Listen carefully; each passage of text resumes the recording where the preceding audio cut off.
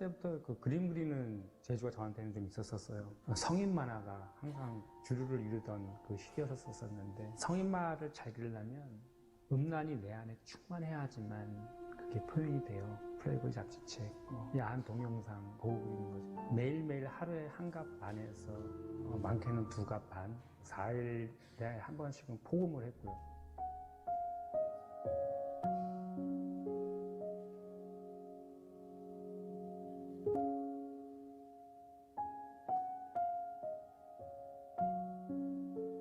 스물여덟 살 때 이제 피를 토하는 일이 발생이 됐었던 거죠. 고름이 나오더니, 농이 나오더니 이제 피고름이 막 바깥으로 막 나오기 시작하는데, 거울 속에 비친 제 얼굴이 사람이 아니더라고요. 오른쪽 폐 조직이 이제 괴사했다는 판정을 받고, 의사들이 수술해도 죽고 안 해도 죽는다고 얘기했을 때 내가 내 자신한테 포기가 되더라고요. 그래서 그때 이제 완전 절망 가운데서 이제 하나님 나를 천국에 보내달라는 그런 기도를 했거든요.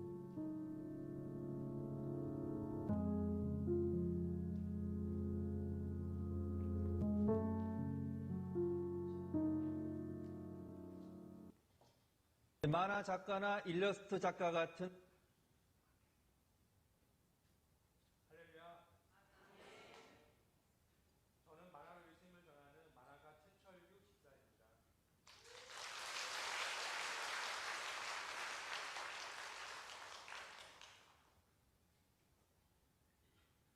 좌우 옆에 계신 성도님들께 마이크가 좀 나옵니다. 좌우 옆에 계신 우리 성도님들께 인사하면서 시작했으면 좋겠습니다. 손을 가리키면서 당신은 예수님의 의를 덧입은 의인입니다. 시작. 당신은 예수님의 의를 덧입은 의인입니다. 네, 자기 자신한테도 이렇게 포기했어서 맞습니다. 저는 예수님의 의를 덧입은 의인입니다. 시작. 맞습니다.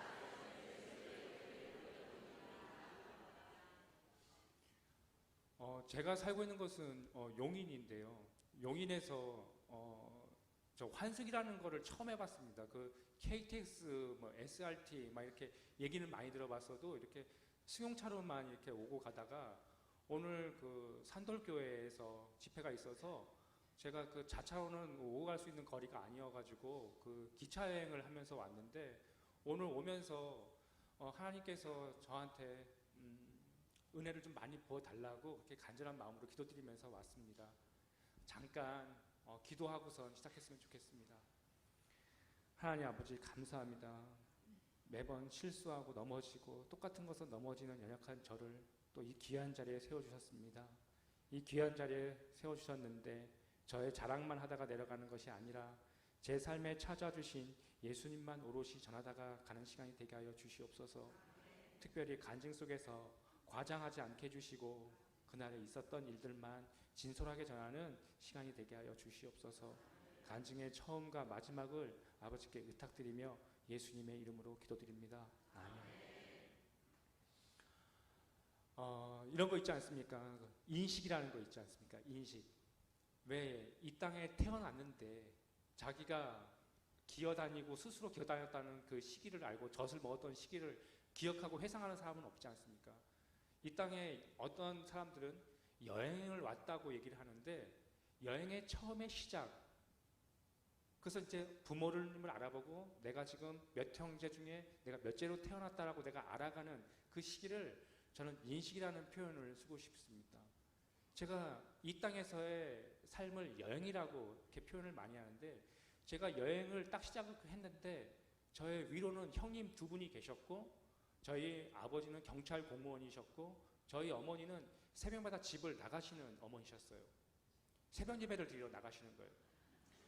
그래서 새벽 예배를 나가시고 항상 집에 오시면 아들들이 잠자는 방에 오셔서 항상 안수기도를 이렇게 많이 해주셨어요. 근데 안수기도 그 순번이 있는데 사고를 제일 많이 친 아들부터 안수기도를 이렇게 해주세요. 차가운 손이 딱 이마를 대게 되면 내가 1번으로 사고를 쳤구나. 손이 좀 미지근하거나 뜨뜻하면 내가 그래도 조금 착한 서열에 제가 좀 가있나 보다라는 그런 생각을 가지면서, 근데 항상 제가 기억하는 것은 어머니의 새벽에 갔다 오시면 그 찬 손이 이마를 짚을 때마다 잠을 깼는데 어느 날은 뜨거운 눈물이 제 볼따기에 떨어진다든지 입술에 떨어진다든지 그러면 어머니의 그 짠 눈물 맛을 보면서 그렇게 자라나기 시작했습니다. 주일날 아침이면 교회 가는 것이 너무 싫었습니다. MBC 문화방송에서 은하철도 999, 미래소년 코난, 그 메텔과 철이와의 그 아름다운 사랑 구조를 보고 싶은데 그걸 볼 수 없는 그 안타까움이 매번 반복됐었죠. 교회를 안 가면 어머니한테 불효령이 떨어졌기 때문에 엄마가 200원을 주시면서 100원은 네 맛있는 거 사 먹고 100원은 헌금해라. 그러면 빨리 은하철도 999를 보고 싶은 마음을 다 끄고선 빨리 예배를 드리고 빨리 불이 나게 다시 집에 와서 TV를 탁 틀어보면 여지없이 은하철도 999는 은하계를 떠나가고 없고 그 보고 싶은 그리움이 반복되던 그러한 삶을 계속 살았었습니다. 어머니는 항상 새벽 예배를 이렇게 나가시면서 항상 그 차가운 손을 내면서 기도를 해주시면서 항상 그 기도가 뭐였냐면 이런 기도였었습니다. 하나님 아버지, 이 자녀들이 지금은 말썽을 많이 피우지만 나중에 커서 하나님께 귀하게 쓰임받는 자녀로 자라나게 해주세요 라면서 저희 어머니는 항상 이렇게 우셨어요. 제가 밑도 끝도 없이 여러분들 앞에 제가 사고를 많이 쳤다 그러니까 제가 여러분들께 제가 어떤 사고를 쳤는지 제가 한 가지의 그 에피소드를 좀 한 가지 말씀드리도록 하겠습니다. 그때 제가 어렸을 때인데요. 저희 교회가 그때 새 성전을 짓기 위해서 옆에 있는 기와집을 몇 채를 구입을 한 상태였었고 본당 건물을 헐고 지하를 파면서 예배드릴 처소가 그 새로 얻은 기와집의 그 미닫이 문을 다 이렇게 틀어가 안방도 다 터서 그 안에서 이제 방석을 잡고 맨 앞자리부터 이렇게 앉아서 이렇게 예배를 드릴 수밖에 없는 그런 공간이었었어요. 추운 겨울이었습니다. 근데 눈이 펑펑 내리고 그 눈을 제때 치우지 않으면 이 가로등 불빛 아래에서 딱 보게 되면 이 땅이 뺀질뺀질해진 그 얼음이 깔려있는 그런 길이 될 때까지 아주 추웠던 그 겨울날이었습니다.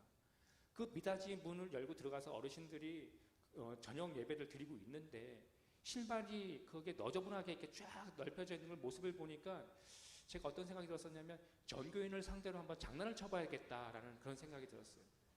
그래서 그때 제 눈을 둘러보니까 그 80kg짜리 그 쌀가마니 마대포대가 하나가 있었었는데 거기다가 목사님 신발, 장로님 신발, 안수지사님 신발을 꾹꾹 눌러가지고 제 몸보다도 더 커진 이 신발 자루를 질질질 끌어가지고 그 건물 뒤편에는 큰 가마솥을 걸어놓은 아궁이가 하나가 있었었는데 그 아궁이에다가 밀어 넣었어요. 그리고 예배가 맞추기를 기다리면서 바깥에서 추운데 막 떨면서 저 미닫이를 빨리 열려서 빨리 신발을 분지 빨리 찾아라 라고 그런 생각으로 바깥에서 그렇게 떨면서 기다리고 있었는데 정말 미닫이 문이 딱 열린과 동시에 제가 원하는 영상이 눈앞에서 펼쳐지기 시작하는 거예요. 신발이 어디 갔지? 하면서 분주히 막 신발을 막 찾으시는데 왠지 모르는 기쁨이 내 안에 막 넘쳐났어요. 근데 그 신발을 찾는 일행 중에는 저를 배 아파서 낳으신 저희 어머니도 계셨어요. 신발을 한참 찾다가 저희 어머니가 이러한 행동을 하셨어요. 철규야! 이런 행동을 할 수 있는 애는 당신이 배 아파서 낳은 아들 셋째 철규밖에 없다고 생각하셨던 것 같아요. 어머니와 눈빛이 마주치는 순간 제가 쭈삣쭈삣 걸어갔더니 저도 모르게 어머니한테 고백을 했어요. 내가 안 숨겼어. 그 어머니가 명확해 주신 거죠. 저의 멱살을 자꾸 흔드셨어요. 어디다 숨겼어? 나도 모르게 힘이 빠져가지고 아궁이라고 얘기를 했어요. 근데 그 돌아가서 이제 갈고리를 집어넣어서 신발 자루를 찌 끄집어내니까 신발이 그 신발 본연의 모습을 잃고 신발이 다 치처럼 찌익 다 늘어나는 거죠. 그래서 그 추운 겨울날 전교인을 맨발로 가게 했던 전 놀라운 능력을 지니면서 자라나기 시작했어요. 그러다 보니까 저희 아버지께서는 저를 말보다는 손으로 많이 사랑을 해주셨죠. 저는 아버지의 사랑을 손으로 느끼면서 그렇게 행복하게 그렇게 자라났습니다. 주일 저녁 예배를 마치고 집에를 가면 이 담벼락에 그 노숙자 형님, 요즘 말로는 노숙자지만 그때 말로는 거지 형님들이 이 굴뚝이 하나 나와 있었는데 굴뚝 옆에 등을 대면 거기가 뜨뜻하거든요. 그러니까 이 거지 형님들이 같이 거기에 쭉 서가지고 이렇게 그 추운 겨울 한파를 견디고 계셨을 때 저희는 골목집이었었는데 거기 들어가는데 어머니가 항상 부르셨어요. 밥 먹었어? 안 먹었어요. 그럼 들어와. 그래서 같이 늦은 저녁을 같이 이렇게 거지 형님들과 같이 먹고는 했어요. 근데 거지 형님들과 밥을 먹으면 공통적인 특징이 있는데 이 형님들의 공통적인 특징이 뭐냐면 그 멜랑콜레한 그 형용할 수 없는 이상한 냄새가 나는데 그 굴욕감을 참으면서 같이 이렇게 밥을 먹어야 돼요. 밥을 먹고 나서 만약에 밥 먹고 나서 어머니가 그 형님들을 보내고 난 다음에 왜 밥 먹을 적에 그 사람들 민망하게 왜 그런 냄새 난다고 그런 얘기를 했느냐 그러면 엄마한테 또 이렇게 꾸지람을 듣고는 했었어요. 어머니는 교회가 원하는 항상 교회 가보면 항상 그 세 번째 줄 자리가 저희 어머니의 지정석이었었는데 거기서 제가 어린 7살, 8살 저의 철규가 몸을 베베 꼬는 거죠. 그 작년 교회 가면 이상한 거 이런 거 있지 않습니까? 목사님이 할렐루야! 왜 안 나옵니까? 할렐루야! 그렇죠. 이러한 모습들이 너무 이상한데 거기 셋째 줄에 제가 앉아있으면 우리 어머니 뭐라 그러시냐면 예수님 그려봐 예수님. 그럼 제가 상상으로 예수님을 그려요. 베드로도 그려봐. 그럼 베드로. 그러다가 이제 졸리면 엄마 졸려. 그러면 엄마 허벅지에 머리를 대고 어머니의 점퍼를 이렇게 덮어준다든지 항상 교회 그 앞줄에서 목사님이 항상 말씀하시면 그 가까운 근거리에서 항상 말씀을 들으면서 교회를 이렇게 다녔었습니다. 그렇게 뜨겁게 신앙생활하고 항상 가정이 평화로웠던 그런 생을 살아가고 있었었는데 저희 어머니가 기침을 하루는 되게 많이 하셨었어요. 제가 초등학교 4학년 때인데 기침을 너무 많이 하셔서 동네 병원을 갔더니 더 큰 병원을 가라 그래가지고 더 큰 병원을 대학병원을 갔더니 검사를 해보니까 폐결핵 4기라고 얘기를 하셨어요. 이 척추뼈가 지금 이 양쪽 이 폐가 지금 벌집처럼 다 이렇게 다 들어와 있으니까 그래서 어머니가 이제 한 달밖에 못 산다는 병원에서 그런 소식을 듣고 내가 이렇게 한 달밖에 못 산다면 내가 하나님 아버지한테 원 없이 기도하다가 내가 기도하고선 내가 아버지 나라 가겠다 그러면서 그 파주에 가보면 아주 큰 기도원이 있습니다. 파주시에 가보면 거기 기도원에 가셔서 당신의 전화번호를 적어놓고 어머니가 거기서 이제 기도를 하시는 거예요. 그러고 나서 한 달이 지나서 어머니가 완전히 병약해지신 몸으로 다시 집에로 오셨는데 그때부터 미음을 드시고 죽을 드시고 밥을 드시고 한 달이 지나고 2달이 지나고 분명히 병원에서 한 달을 못 넘긴다고 했는데 반년이 지나도 돌아가실 분이 안 돌아가셔서 하도 이상해서 그러면 종합검진 한번 다시 한번 받아보자 그랬더니 분명히 폐결핵 4기라고 했던 그 폐가 벙벙 뚫렸던 그 사진이 다시 정상으로 돌아온 거죠. 저희 아버지와 어머니가 한 달에 한 번씩 꼭 싸우셨어요. 왜냐하면 그 11조라는 이름하에 아버지가 열심히 번 그 한 달 월급을 저희 어머니가 11조라는 이름하에 강제 집행을 하셨거든요. 근데 죽었다 살아난 그 모습을 딱 보고 나니까 저희 아버지가 말씀이 뭐라고 바뀌셨냐면 이렇게 바뀌셨어요. 집행해.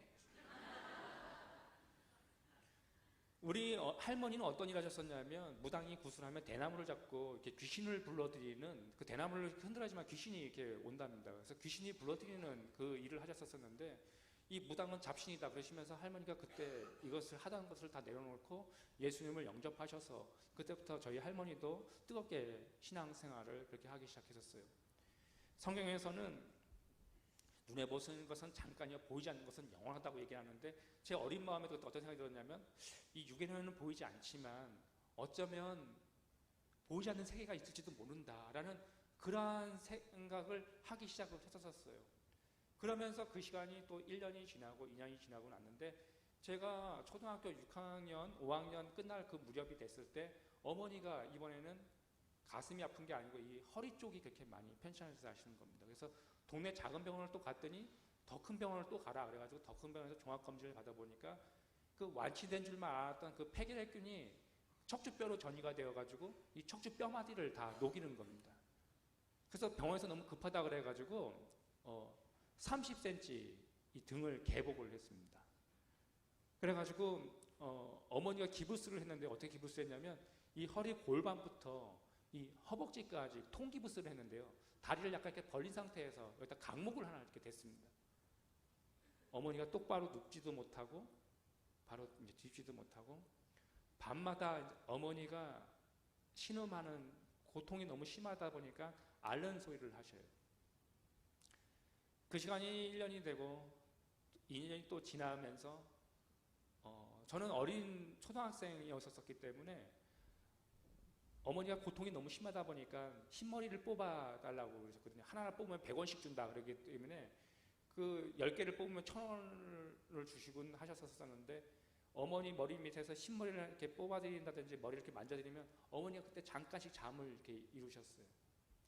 어머니가 다리를 주물러달라고 하면 다리를 주물렀고, 큰형과 작은형은 학교가 늦게 끝나다 보니까 늦게 와서 어머니를 한 번만 들여다보고 그냥 들어가요. 근데 그 시간이 점점 길어지면서 저희 할머니가 계셨었는데 저희 할머니가 2019년도 12월 달에 105세 나이로 그때 돌아가셨었는데 저희 그때까지만 제가 2019년도에 다니엘 기도에 나왔을 때만 해도 저희 할머니가 살아계셨었는데 그해 12월 달에 저희 할머니가 천국으로 이사를 가셨었는데요. 그런데 저희 할머니가 저희 며느리의 기저귀를 이렇게 갈아주시는 겁니다. 그러면 안방에 들어가게 되면 안방에서 그 오물 냄새가 이렇게 나는 겁니다. 그 냄새를 1년을 받고 2년을 맡으니까 제 안에서 어떤 생각이 들었냐면 엄마가 항상 말하던 그 천국이라는 곳 차라리 저렇게 아프실 바에는 가는 게 낫지 않겠나라는 그런 생각이 분뜩분뜩 들 때마다 이렇게 생각하는 제 자신한테 제가 놀랐어요.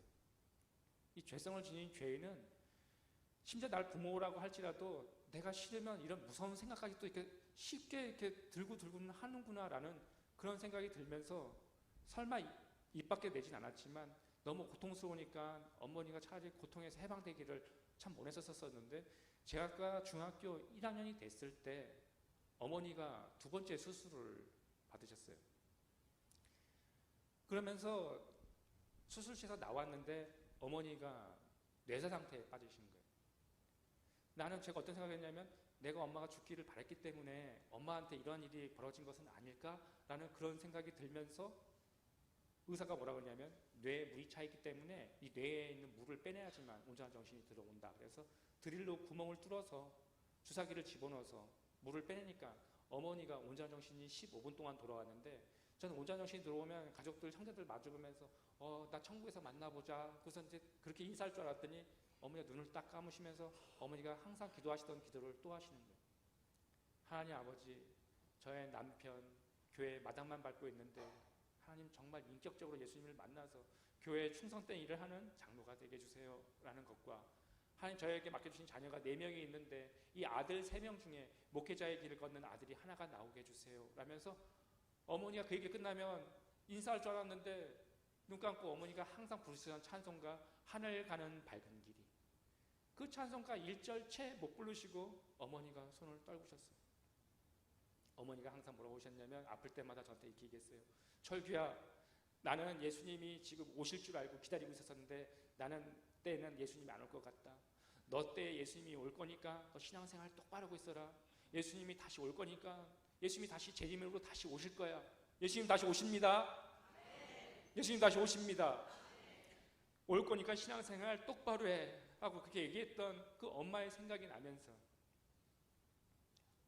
학교만 마치고 집에만 오게 되면 분명히 엄마를 땅에도 묻고 엄마가 돌아가신 것도 다 봤는데 엄마가 어디선가 나를 지켜보고 있는 듯한 이 느낌을 지울 수가 없었어요. 그러면서 아버지는 어머니가 돌아가신 날부터 매일 밤을 아버지가 만취된 상태로 집에 오셨어요. 좀 술이 과하신 날은 저희 어머니의 이름을 부르면서 너무 힘들어하고 괴로워하는 모습을 1년 동안 봤습니다. 그러고 나서 1년이 지나서는 지금의 어머니가 오셨어요. 새어머니가 오셨어요. 첫 번째 오신 어머니도 할렐루야 하셨었는데 두 번째 오신 어머니도 그에 못지않은 할렐루야 하셨어요. 새벽마다 집을 나가셨고 기도를 하셨고 집에 오서 우리들이 잠자는 아들 방에 들어오진 않았지만 그 방 앞에서 기도하시던 지금의 어머니셨어요. 우리 형제들끼리 뭐라 그랬냐면 어떻게 우리 아버지는 여자를 골라도 항상 똑같은 할렐루야만 고르시냐 그렇게 얘기를 하고 우리가 농담 삼아서 얘기를 했는데 내가 엄마를 죽였다고 이런 무서운 마음이 들었다라고 하는 것을 내가 내 자신한테만 가지고 있는 것이 내가 너무 힘들어. 큰형과 작은형한테 얘기를 했어요. 형, 나 실은 엄마가 너무 아프고 그럴 때 나 엄마가 죽기를 바랬다라고 얘기하니까 우리 작은형과 큰형도 눈물이 터져 나오는 거예요. 실은 나도 엄마가 아프고 너무 힘드니까 차라리 그런 편이 낫지 않을까라는 그런 행동을 했었노라고 큰형과 작은형 우리 셋이 삼형제가 한날 한시에 이렇게 회개하는 일이 있었었죠.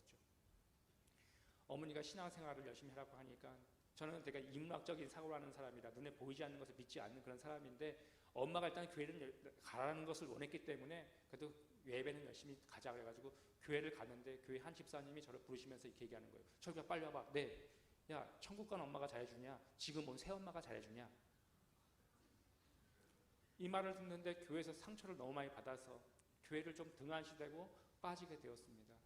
교회에서 어떻게 소문이 났냐면 생모가 죽고 계모가 들어오더니 애들이 다 겉돈다라는 소문이 들었어요. 그 상처를 교인들한테 받았던 건데 그 원인을 저희 가정 안에서 찾는. 저희 작은형이 고3이 됐는데 이런 얘기를 하는 겁니다. 생뚱맞게 엄마의 서원의 기도를 들어줄 사람은 나밖에 없는 것 같다. 내가 신학대학교를 가겠다. 그래서 공부 열심히 해가지고 신학대학교를 입학해가지고 1년을 잘 다니고 그 다음에 나한테 와가지고 은퇴 선언을 하는 거예요. 저한테 와가지고 뭐라냐면 철규야 나보다는 네가 더 은사가 많은 것 같은데 네가 목사해라. 앞만 봐도 나보다는 네가 더 잘하는 것 같다. 그러면서 이렇게 얘기를 했는데 저희 작은형이 은퇴 선언을 한 지 일주일도 지나지 않았는데 기침을 너무 많이 하고 막 호흡이 안 될 정도로 이렇게 칼칼거리니까 동네 작은 병원을 또 갔는데 더 상급 병원을 가라. 상급 병원을 갔더니 비형, 간형, 급성 폐렴, 합병증이 1개월까지가 걸렸는데 폐결핵. 그래서 걸렸는데 같이 식구들하고 같이 밥을 먹으면 전파가 되는 거라 격리되는 병원이 있는데 거기서 격리되는 병원에 가서 저희 작은형이 반년 동안 거기서 이렇게 생활을 했었습니다. 그 결핵약이 이렇게 한 움큼씩 이렇게 약을 먹는데요. 이게 완치가 되는데 판정을 받을 때까지 그 약을 계속 먹어야 돼요. 근데 조금 그 증세가 완화되고 피를 토하지 않으니까 안 먹으면 또 재발하고 그렇게 되는 것이거든요. 근데 다시 집에를 왔는데 집에다가 이제 신학 안 하겠다고. 왜냐하면 신학의 그 길이 한 목회자가 이어지기 위해서는 그 받는 연단이 엄청납니다. 근데 우리 작은형이 그것을 피부로 이렇게 닿다 보니까 그게 너무나 그게 싫었던 거예요. 그래서 나는 이쪽 길로 가지 말아야 되겠다라고 하자마자 그렇게 병을 앓고 나니까 배운 게 도둑질이라고 우리 작은형도 이불 보따리를 싸고선 파주에 있는 큰 기도원을 들어갔어요. 그리고 그때 나와서 신학을 하겠다 안 하겠다 몇 번 하다가 나중에는 뭐라 그랬냐면 하나님이 나를 정말 선택하신 것 같다. 나 진짜 목회 활동을 진짜 하겠다라고 선언을 하고 나서야 그 병이 완치되는. 저희 지금 현재 고향 교회는요, 저 의정부 중앙교회가 저희 그 모태 교회인데요. 거기 교회에서 저희 아버지께서는 시무장로로 좀 왕성히 활동하시다가 지금 은퇴하셔서 교회 화장실을 현재 청소하고 계십니다. 저희 작은 형님은 지금 목회를 하고 있는데요. 지금 현재 서울 송파구 가락동에서 그 거여동에서 지금 담임 목회를 하고 있는 지금 목회자가 되어 있습니다.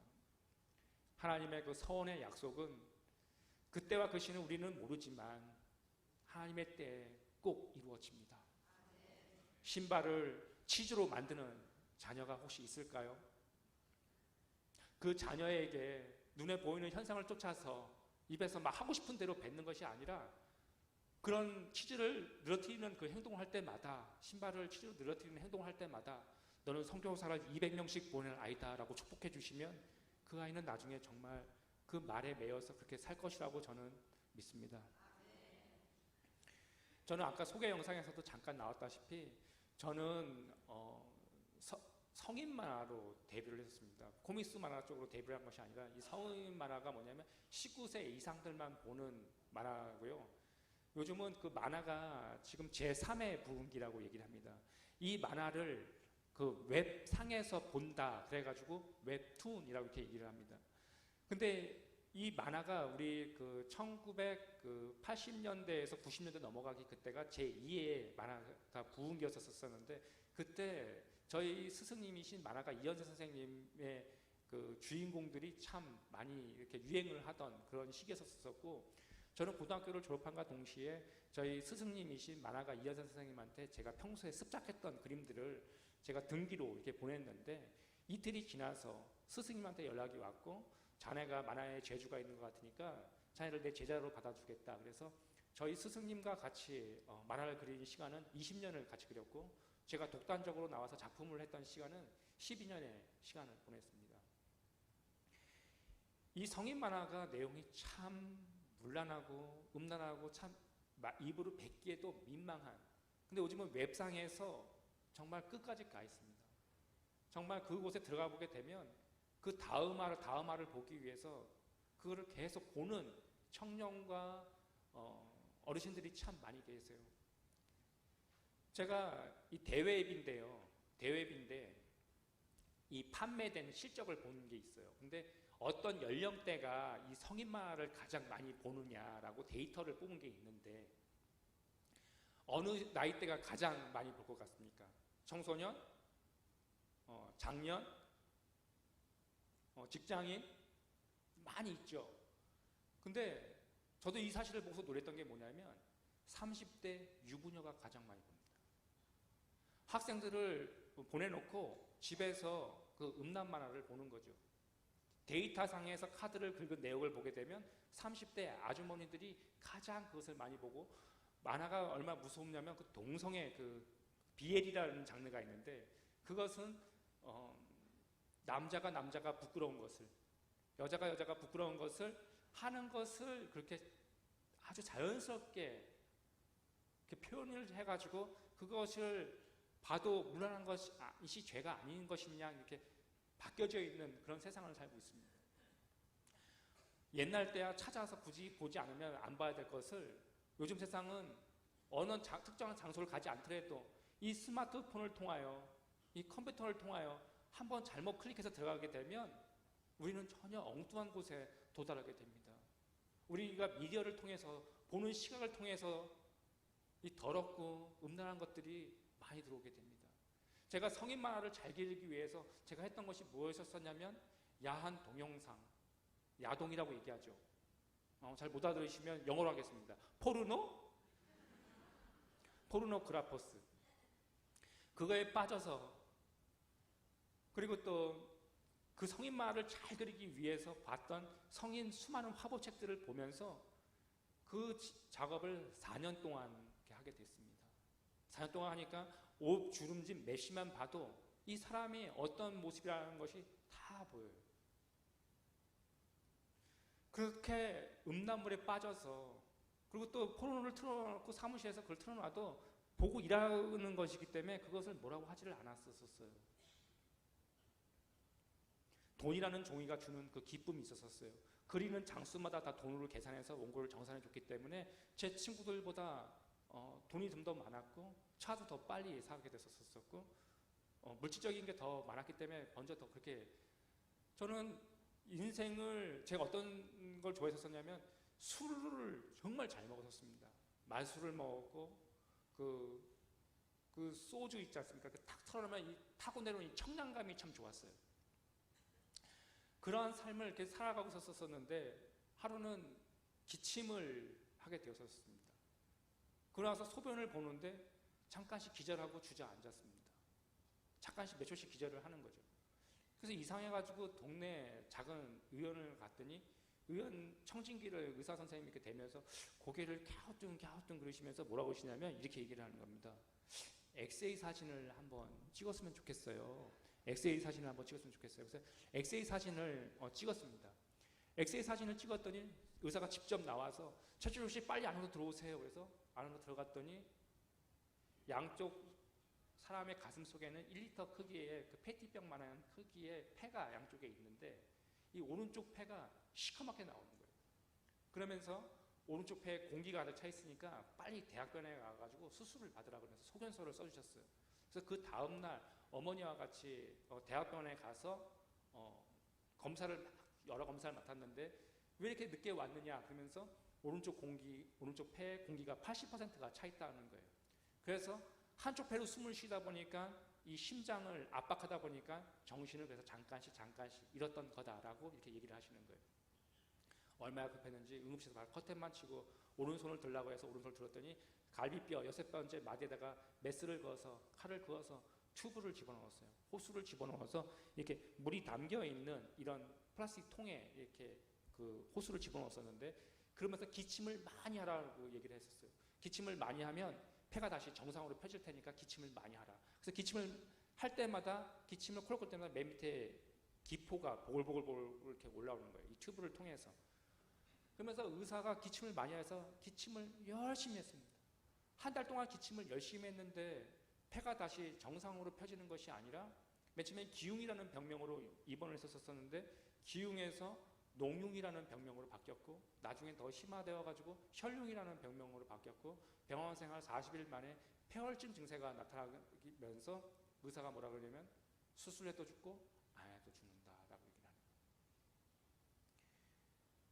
저는 교회를 엄마 등에 업혀서 엄마 손을 잡고 엄마의 강요에 의해서 교회를 나왔었던, 저의 신앙 생활이라도 할 수 없는 어머니의 강요에 의해서 교회를 나갔었던 제가, 지금 어머니가 대학병원에 목이 꺾여 있는 소변통이 있는데 엄마가 그 소변통을 비우고 가지고 오셔서 뭐라고 하시냐면 이렇게 얘기하는 거예요.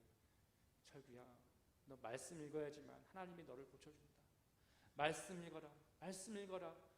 어머니의 그 간절한 그 호소를 젊은 시절 어머니한테 말 안 들었던 것들만 너무 생각나서, 그래 내가 엄마 성경책 읽어줄게 그러고서 구약을 딱 펼쳤는데 너무 낙후가 너무 많이 나와가지고 무서워서 덮었어요.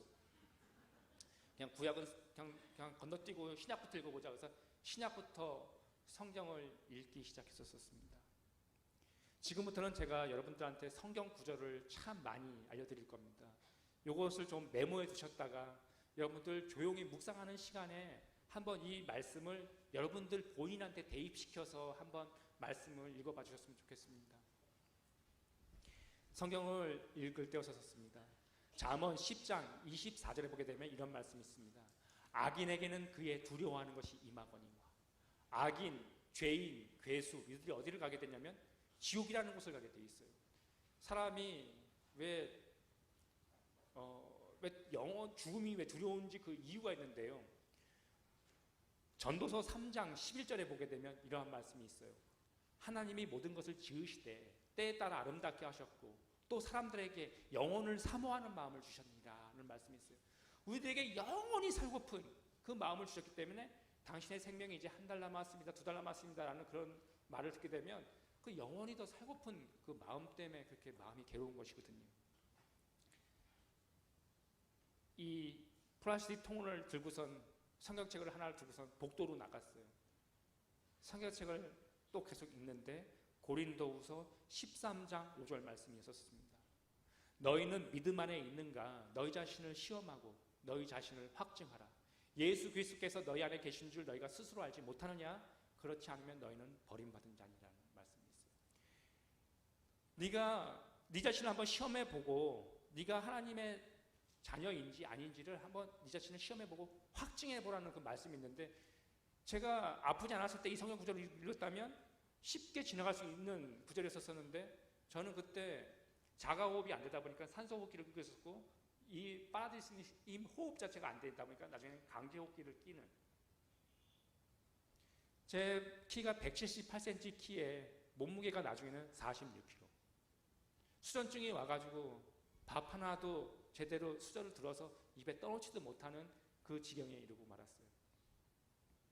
교회 권사님이 저희 병실을 딱 왔는데 저가 뼈만 남아있는, 눈 밑은 시커멓고 입술은 파랗게 질려있고 손마저 들지 못해서 손을 벌벌 떨고 있는 저의 몰골을 보고 권사님이 저를 보자마자 왈칵 안으시면서 울으셨던 권사님들이 참 많이 계세요. 하나님, 이 꺼져가는 촛불 끄지 마시옵소서라고 해서 그 자리에서 주저앉고, 엄마도 그렇게 빨리 보내더니 너까지 가냐 그러면서 그렇게 병실에서 울다가 가신 권사님들이 참 많았어요. 그때부터 밤마다 저희 교회에 철야가 시작되었어요. 하나님, 저 철교를 데려가지 말라고 3, 4, 5 권사님들끼리 모여서 저희 교회에는 기도회가 시작되었었고, 자체적으로 목사님이 주도한 것이 아니라 저희 어렸을 때부터 빨리 커서 우리들한테 장난을 치라고 하시는 그 권사님의 그 간절한 그 눈빛이 여러 권사님들이 모여서 방에서, 나중에는 전 교인들이 밤마다 그렇게 저를 위해서 기도하는 그런 것들이 생겨나기 시작했었어요. 성경 말씀을 계속 읽었었습니다. 맨 처음에는 엄마가 읽으라니까 읽었지만 성경 말씀을 읽으면 읽을수록 내가 이 육체의 성경에서 우리의 몸을 장막이라고 표현을 했는데 이 육체의 장막을 벗게 되는 날 나는 어디로 가게 되는 거지? 예수님을 믿건 예수님을 믿지 않건 인간이라면 하는 그 본질적인 그 고민, 나는 누구인가? 나는 어디로 와서 어디로 가는가에 대한 그 고민에 빠져서 밤잠을 이룰 수가 없었어요. 나는 어떻게 되는 거지? 내가 죽으면 우리 엄마 곁에 갈 수 있는 것인가? 못 가는 것인가? 두렵고 떨리는 마음으로 성경책을 읽었습니다. 요한 1서 5장 10절 하나님의 아들을 믿는 자에게는 자기 안에 증거가 있고 하나님의 아들 예수 그리스도를 믿는 사람에게는 자기 안에 증거가 있다는 거예요. 5장 11절에 정답이 나옵니다. 또 증거는 이것이니 하나님이 우리에게 영생을 주신 것과 이 생명이 그의 아들 안에 있는 그것이니라 라고 얘기를 해요. 하나님의 아들을 영생을 주신 것과 네가 예수님을 잘 믿으면 영생을 줄 것이다 라고 하는 것이 아니라 주신 것과 그럼 내가 지금 하나님이 나한테 영생을 주신 건가? 주지 않은 건가? 라는 그런 고민에 빠져나가기 시작했었어요. 아버지가 부탁을 했었어요. 수술하다가 죽어도 수술을 시켜달라. 그래서 아버지가 그 사인을 하고 그때 수술이 뭐였냐면 가슴을 드릴로 그은 다음에 가슴을 열어서 상반을 폐를 조직을 자르고 또 녹아내리면 한 번 더 자르고 또 녹아내리면 아예 오른쪽 폐를 제거하는 수술이 잡혀있는 수술이 잡혔었어요. 어머니는 작은 내시경을 집어넣어서 몸에 흉터가 안 생긴다고 얘기했지만 그날의 수술은 그렇게 무서운 수술이었었어요. 근데 수술 날이 점점 다가오는 그 시점이 되어가는데 저는 어떤 생각이 들었었냐면 제가 태어나면서부터 이런 게 있었어요. 하나님이라는 분이 계셨었는데 엄마는 항상 하나님이 항상 그 기도했다가 죽었다 살아난 적도 있었었고 우리 작은 형도 기도해서 죽었다 살아난 적이 있었었는데 수술 받는 당일 아침이 되었는데 내가 어떤 생각이 드냐면 이런 생각이 들었어요. 내가 이렇게 하다가 죽는다면 내가 진짜 하나님 아버지한테 한번 원 없이 기도하다가 한번 죽으면 덜 억울하지 않겠나라는 그런 생각하에 수술 받기로 한 그날 늦은 밤이었었습니다. 안전 펜스를 잡고선 이렇게 한 발 한 발 걸어가지고 2층에 기도할 수 있는 처소가 있었기 때문에 2층에 기도할 수 있는 기도실에 들어가서 하나님한테 그때 처음 기도를 드렸어요. 하나님 아버지, 저는 교회 마당만 밟았던 사람입니다. 저를 불쌍히 여겨주셔서 제가 주님을 위해서 한 것은 아무것도 없지만 십자가상에 있었던 그 우편 강도처럼 저도 하나님이 계신 낙원에 거하게 해주세요. 그리고 맨 마지막에 이런 기도를 하나를 더 보탰습니다. 하나님이 정말 하나님이시다면, 하나님이 정말 살아계시다면, 나를 살려만 주신다면 내가 성인 만화 그리지 않고 하나님이 기뻐하시는 만화를 그리겠습니다 라고 그 얘기를 했어요. 그러고 나서 엘리베이터를 탔는데 기침이 나오는데 이 엘리베이터 이 바닥이 다 선지 피 덩어리로 다 개어놓고 저는 쓰러져서 바닥에서 더더더 떨고 있는 겁니다. 7층 문이 열리면서 어제 수술 들어가기 위해서는 온몸에 털을 다 제모를 해야 되는데 남자 간호사가 떨고 있는 나를 발견하고는 저를 달랑 안아서 선생님 막 부르니까 여자 의사 선생님이 올라와서 제 CPR을 가슴을 압박을 하니까 피는 울컥울컥 나오면서 아, 이제 완전 죽으려고 그러는구나 라는 그런 생각이 들으면서 제가 그런 생각이 나도 모르게 소리를 질렀습니다. 어떤 인생이 누가 주관자가 있다면 나를 이렇게 얄팍하게 나를 진짜 이러한 상황으로 모는 어떤 그 존재가 너무 원망스러웠고 나도 모르게 소리를 막 질렀는데 너무 고통스러우니까 죽여줘 라는 말이 나오는데 또 죽으려고 하니까 또 살고 싶은 마음이 있어서 또 살려줘라고 하는 그 두 가지의 마음이 두 개가 막 너무 고통스럽고 호흡이 안 되니까 죽여줘라는 말이 나왔다가 그래도 이 세상이 떠나기가 또 무서우니까 살려줘라는 말이 동시에 나와요.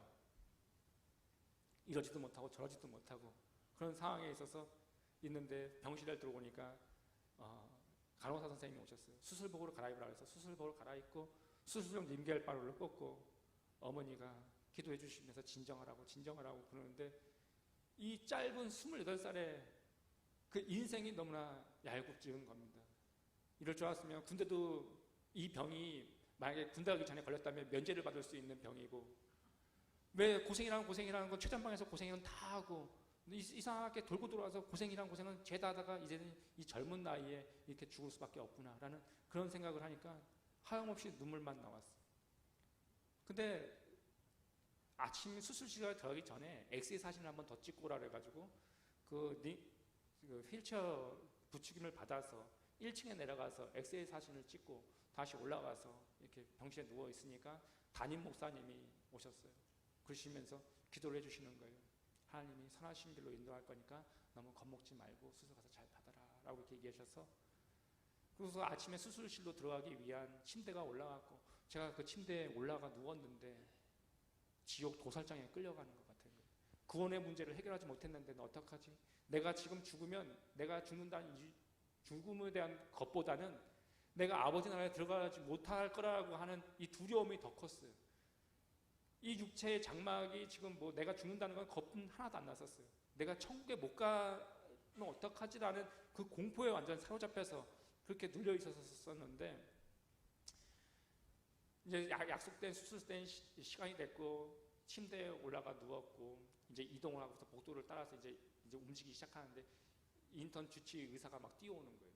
그러면서 어저께 찍었던 엑스레이 사진과 지금 금방 찍은 엑스레이 사진을 2장을 가져와서 형광등 불빛에다 꽂았는데 제가 기도드리고 올라온 4시간 사이에 폐가 다시 정상으로 돌아온 거예요. 그래가지고 제가 그때 어떤 생각을 했었냐면 주변에서 환자들이 다 놀라시는 거예요. 그러면서 저한테 뭐라 하냐면 저희 교회가 그때 갑자기 부흥이 됐는데, 왜 부흥이 됐냐면 그 용환 교회 어딨냐. 왜냐면 그 죽었다가 살아났다고 하니까 그 교회에서 맨날 기도해야 한다고 권사님들이 얘기했던 그 부모님들이 얘기했던 교회가 있는데 그 진짜 하나님이 살아계신가 보다 그래가지고 갑자기 저희 교회가 부흥이 되는.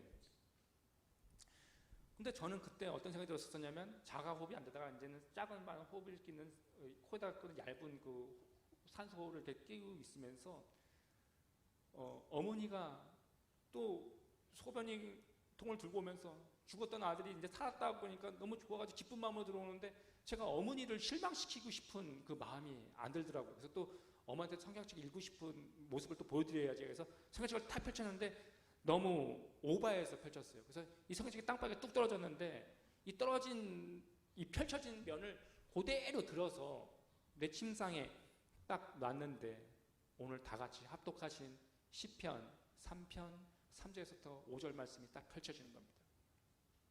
여호와여, 주는 나의 방패시요 나의 영광이시요 나의 머리를 드시는 자신이이다. 내가 나의 목소리로 여호와께 부르짖으니 그의 성산에서 응답하시는 도다. 내가 눕고 자고 깨었으나 그가 나를 붙드심이로다. 복 중에 가장 큰 복은 내가 눕고 자서 깨고 일어나서 주님께 나와 예배를 드리는 것이 가장 큰 복입니다. 그때 제가 무엇을 알았냐면요, 내가 나의 목소리를 하나님께 부르짖었더니 하나님이 성산에서 내 기도를 듣고 응답했다라는 것을 성경 구절을 통해서 보여주시는 것이었어요. 제가 30초 전까지만 해도 제가 어떤 생각을 했었냐면요, 이런 생각을 했었어요. 솔직히 이거 때가 돼서 나은 거 아닌가? 사람의 마음이 이렇게 간사합니다. 화장실 들어갈 때와 나올 때가 틀리다고 절박해가지고 하나님 살려달라고 했는데 정말 의사들이 뭐라 했냐면 저한테 와서 현대의학으로는 생길 수 없는 일이 생긴 거라고. 왜냐면 간이란 장기는 조금 자르더라도 어느 정도 회복이 되지만 폐라는 장기는 한번 망가지고 나면 다시 재생이 되는 장기가 아닌데 이건 의학적으로 좀 불가능한 일이 당신한테 일어난 겁니다. 그러면서 다른 병동에 있는 의사 선생님들이 제 차트를 보려고 그 기적을 낳은 환자가 어딨냐고 해서 그 의사 선생님들이 참 많이 방문해 주셨거든요. 제 엑스레이 사진 그 80% 공기가 차있던 그 사진을 다 보면서 어떻게 이 사람이 수술도 안 하고 살아날 수가 있지 하면서 다 놀라는 그런 상황이었었는데, 제가 30초 전까지만 해도 하나님에 대해서 의심을 가졌다가 이 성경 구절, 시편 구절을 통해서 제가 마음이 다 무너져 앉는 거예요. 그때부터 아브라함의 하나님, 이삭의 하나님, 우리 작은 형의 하나님, 우리 지금 어머니의 하나님을 저도 좀 알고 싶어서 성경책을 읽어야 되겠다는 생각하에 성경책을 읽기 시작했어요. 성경책을 읽으면 저는 2장을 넘기면 졸음이 많이 와요. 여러분들은 졸음 안 오시나요? 아멘. 저는 성경책을 읽으면 졸음이 너무 많이 와요. 그래서 하나님한테 기도를 드렸어요. 하나님, 졸지 않고 말씀 좀 읽을 수 있는 지혜를 주세요. 근데 그때 인터넷을 들어보면 지금은 드라마 바이브라는 어플도 있고 그렇지만 성경을 들려주는 사이트가 있었었는데 이걸 틀어놓고 아침, 점심, 저녁 밥만 먹고 한 달 내내 성경책만 듣는 거예요. 듣고 읽는 거예요. 그 성경책을 이독을 읽었어요. 제가 헛된 것에 빠져서 내가 우리 엄마가 말했던 그 세계가 알려지면서 그런 삶을 살아갔었어요. 근데 제가 그때까지만 하더라도 제가 어떤 행동을 했었냐면요. 제가 1년 반 동안 술과 담배, 포르노를 다 끊고서 안 했었어요.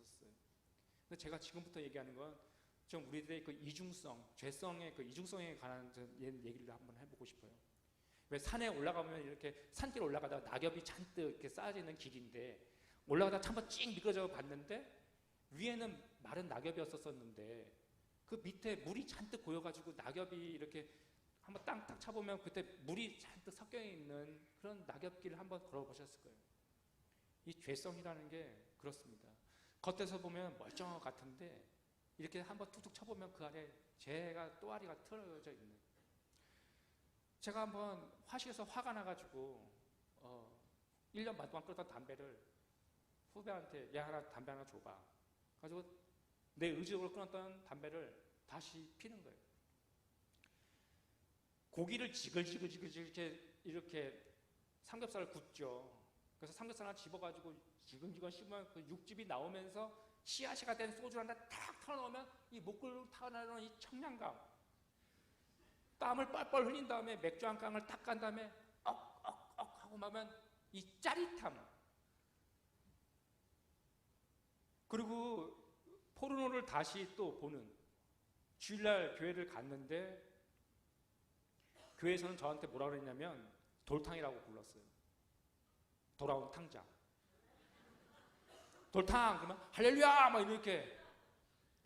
제가 사람들한테 악수를 오른손으로 했기 때문에 담배를 왼손으로 폈는데 치약을 묻혀서 주일 전날이라든지 그렇게 하게 되면 손으로 칫솔을 칠해가지고 손에서 담배 냄새 안 나게 하려고. 그리고 예배를 드리고 집에 오면 제가 주 자신한테 참 가증스러워요. 금요철에 예배를 드리고 이렇게 왔는데요. 성경책을 이렇게 딱 펼쳤는데 그날도 아무 생각 없이 제가 그냥 갔다 와가지고 성경책을 펼쳤었던 거거든요. 그냥 나는 왜 결단했는데도 끊지 못하고 나는 왜 이렇게 반복적으로 왜 똑같은 것을 계속할까?